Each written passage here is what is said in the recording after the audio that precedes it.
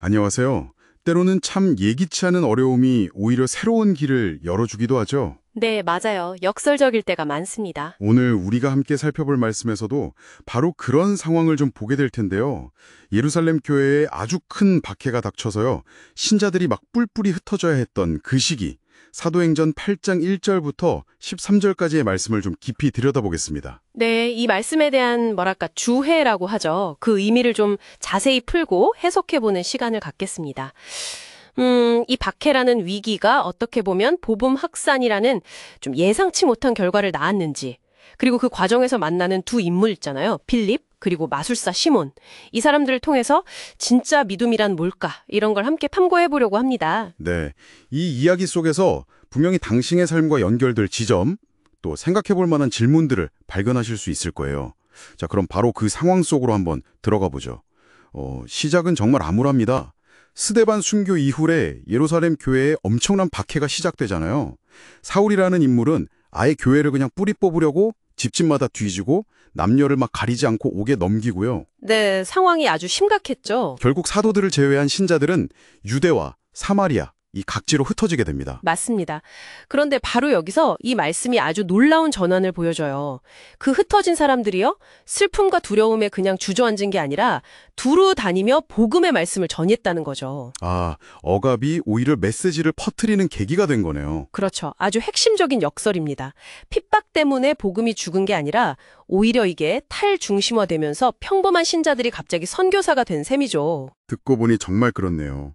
이게 단순히 그냥 흩어졌기 때문일까요? 아니면 그 고난 속에서 신자들 안에 뭔가 좀 특별한 동력이 생긴 걸까요? 제 생각엔 둘 다 작용한 것 같아요. 흩어짐은 물리적인 확산을 가능하게 했고요. 또 그 고난은 그들의 메시지에 어떤 진정성, 절박함, 이런 걸 더했을 겁니다. 아하, 이게 우리가 걷는 길이 지금 당장 어렵다고 해서 그게 꼭 잘못된 길은 아니라는 거. 또 반대로 평탄하다고 해서 그게 반드시 바른 길만은 아닐 수도 있다는 거. 그런 깊은 통찰을 주는 거죠. 하나님의 어떤 섭리가 인간의 계획이나 예상을 뛰어넘어서 역사하는 방식? 뭐 그런 걸 보여주는 것 같아요. 네. 그 흩어진 사람들 중에 이제 빌립의 이야기가 이어지죠. 빌립은 사마리아 성으로 내려가서 그리스도를 전파하는데, 반응이 뜨거웠어요. 사람들이 그의 말도 듣고 또 행하는 표적도 보면서 한마음으로 따랐다고 기록되어 있거든요. 네네. 말과 실제 행동, 그리고 능력이 일치했을 때 나타나는 그 강력한 영향력, 그걸 보여주는 장면이죠. 그렇죠. 그 결과는 정말 놀라웠습니다.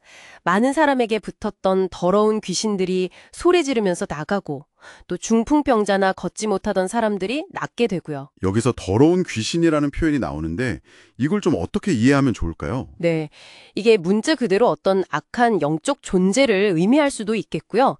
또 오늘날 우리에게 좀 적용해 본다면 우리 삶을 꽉 얽매고 있는 그런 깊이 뿌리 박힌 부정적인 사고방식 있잖아요.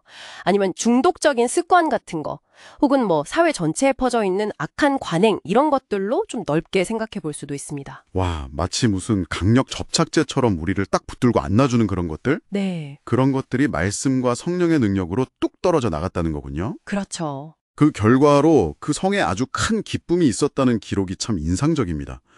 이게 정말 회방과 치유가 가져오는 실제적인 변화네요. 네, 맞아요. 복음이 그냥 이론이 아니라 실제적인 자유와 기쁨을 가져다 준다는 걸 보여주는 아주 중요한 대목입니다. 그런데 이야기가 여기서 끝나지 않죠. 맞아요. 좋은 일만 있었던 게 아니었습니다. 그 성에는 이미 시몬이라는 사람이 있었는데 이 사람은 마술로 사람들을 막 놀라게 하면서 스스로 나는 대단한 인물이다 뭐 이렇게 행세하고 다녔어요. 네, 영향력이 꽤 컸던 모양이에요. 낮은 사람부터 높은 사람까지 모두 그를 따랐다고 하니까요. 근데 이 말씀의 뉘앙스를 보면 그냥 단순한 눈 속인 마술이라기보다는 뭔가 좀 더 초자연적인 힘? 그렇죠. 어쩌면 사람들이 생각했던 그런 악한 영의 힘 같은 거에 의존했을 가능성도 좀 보여주는 것 같아요. 복음이 전파되는 곳에는 종종 이런 걸림돌 같은 존재가 등장하는 것 같아요. 맞습니다.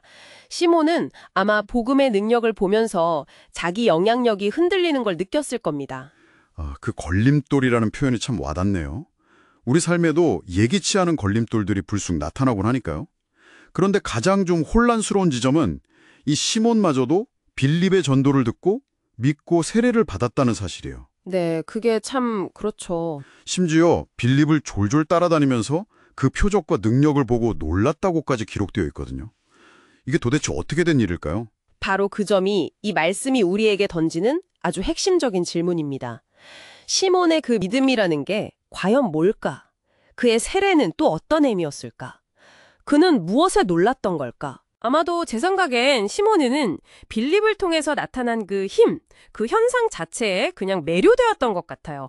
복음의 내용이나 하나님 나라 이런 것보다는 그 기적을 일으키는 능력 자체, 와세 더 주목한 거죠. 아, 능력 그 자체요? 네, 그 능력의 근원이나 목적 Y에는 별로 관심이 없었을 가능성이 크다는 겁니다. 아, 그 힘, 그러니까 능력 자체에만 집중했다는 말씀이시군요. 이게 비단 시몬만의 이야기는 아닐 것 같다는 생각이 드네요.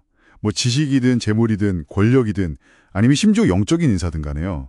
어떤 힘이 주어졌을 때 우리가 깨어있지 않으면 얼마나 위험한 길로 빠질 수 있는지를 보여주는 경고 같아요. 정확합니다. 힘 자체는 뭐 선도 악도 아니지만 그걸 사용하는 동기나 목적이 중요하죠. 시몬은 더 큰 힘을 보고 저걸 내 유익을 위해 이용해야겠다. 이런 마음을 품게 되는 거죠. 이것이 우리에게 아주 중요한 반면교사가 됩니다. 반면교사요? 네, 저렇게는 되지 말아야지 하고 배우는 부정적인 모델 말입니다.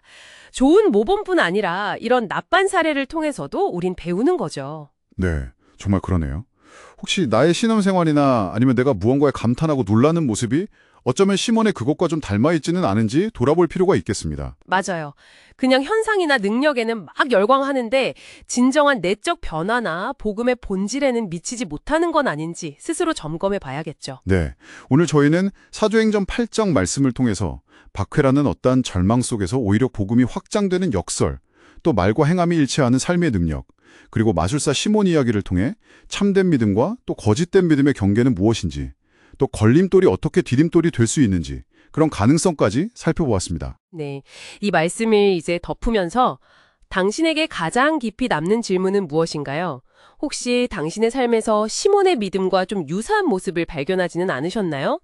아니면 지금 당신 앞에 놓인 그 걸림돌을 어떻게 디딤돌 삼아서 넘어설 수 있을지 한번 조용히 성찰해보는 그런 시간이 되기를 바랍니다. 이 말씀이 당신의 길에 작은 등불이 되기를 기대합니다.